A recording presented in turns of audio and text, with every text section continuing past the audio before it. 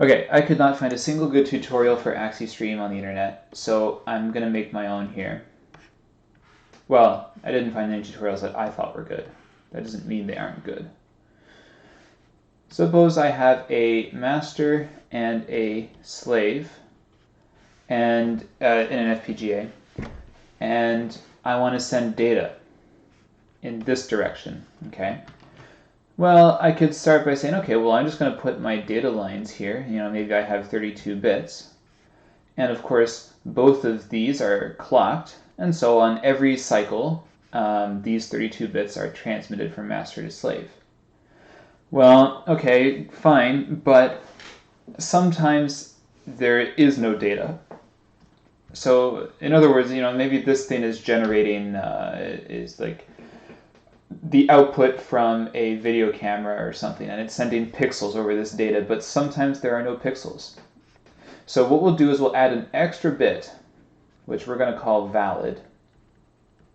Okay, so now there's 33 bits in total. That extra bit says, okay, is this real data or isn't it? You know, is there data or isn't there?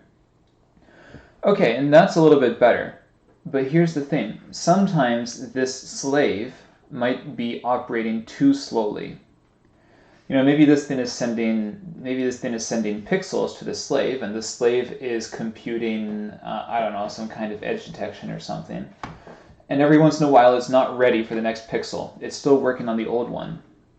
So we put in one last wire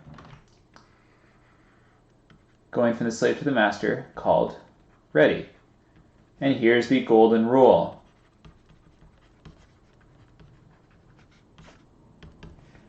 Data is sent only when both valid and ready are 1. Okay? One way to think about this is both the master and the slave have the power to stop the flow of data. The master can stop the flow of data if it has nothing to send, and the slave can stop the flow of data if it's not ready for new data. Okay? So let's do an example with the timing diagram, and then we can talk about some of the other aspects of AXI Stream, which I haven't mentioned yet. So let's say that this is our clock.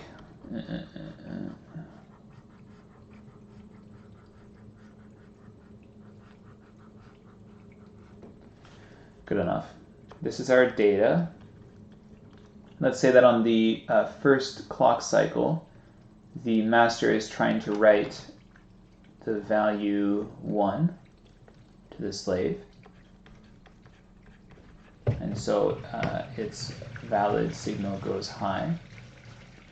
And let's say, for example, that the slave is not ready yet. Okay? So on this clock edge, and let me just mark in all the clock edges now. I just find it easier to read timing diagrams when you do this.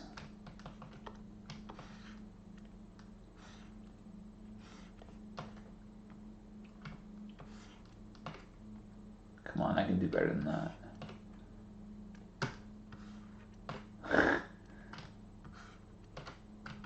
Okay. On this clock edge right here,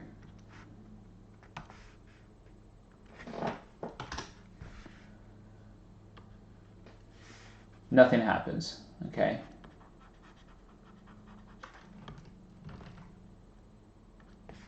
Let's say on the next cycle, so the data that the master was outputting is the number 1, but it was not read by the slave. Oh, maybe just to make it easier to see that that's a 0, you know. So ready was 0.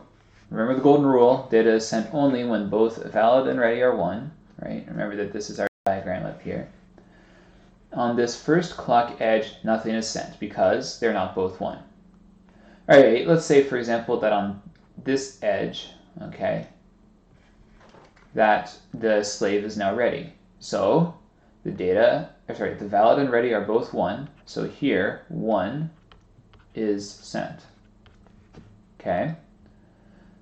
So in this case, on this clock edge right here, right, the value 1 is sent. So actually what the master will probably do is say, well, okay, so now we're ready to send the next value, which is 2. And let's say that this slave is still ready, and so valid is still high.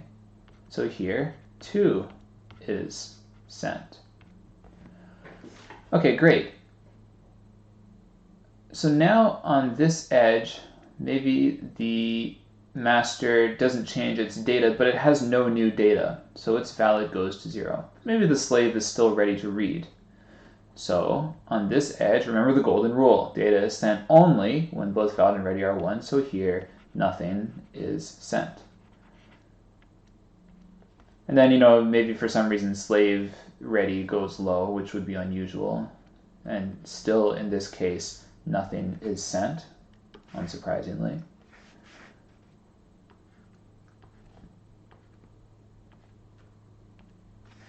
All right, so now let's say that master goes high again. I think at this point you get the idea, and I'm going to stop the video very soon.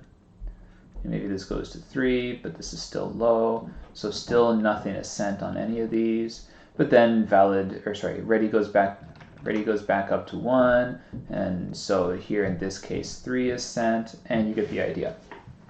Okay, this is the absolute basics of AXI stream. Actually, when you only have a valid and a ready, sometimes this is called, sometimes ready is called acknowledge. Valid is almost always called valid. Or sometimes the ready signal is called busy. In other words, data is only sent when valid is 1 and busy is 0. The semantics of busy are inverted from ready. But in AXI stream, it's defined. They're called valid and ready, and they have to both be 1. AXI stream also defines some other wires, which can go in here. And I'm going to do one more here, for example. I should have made myself more space.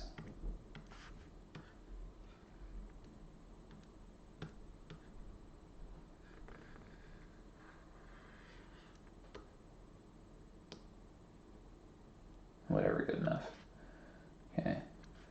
AXI stream also defines a number of optional so-called side channels. So along with the data, we can also have, for example, something called last. So let's just squeeze it into our diagram here. I realize this is getting a little bit messier than I expected, but we're almost done. So.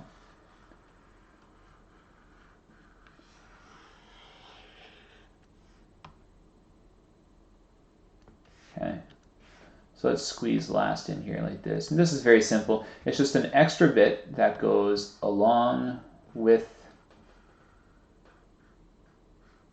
the data, which says whether it's the last flit in a packet. Oh, by the way, I forgot to mention. Here, a flit is what it is the unit of all the data that was sent on a clock cycle. The reason why we don't just call it a bit or a datum or something like that is because the width of, or a word, not a datum, like we don't call it a bit or a word or whatever, is because this data, according to the AXI stream protocol, can be as wide as you want it to be. It can be 11 bits if you want, or 32 or 60 or whatever.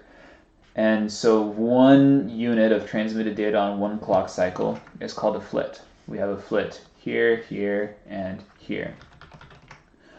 A packet is made up of several flits, and so the last flit in a packet is marked with the last signal in AXI stream. Okay. There are other signals in AXI stream. There's keep, there's user, and there's ID, but I'm going to let you look up what those mean because this is already longer than I wanted it to be.